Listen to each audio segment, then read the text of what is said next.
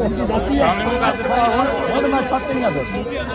और आप किधर आए यहां ये गिर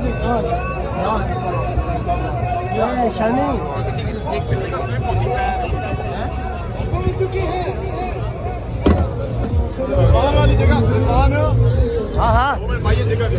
नहीं मैं देता ही तेरा दिमाग खराब है ऐसा मैं अगले डाले नहीं वो अगले डाले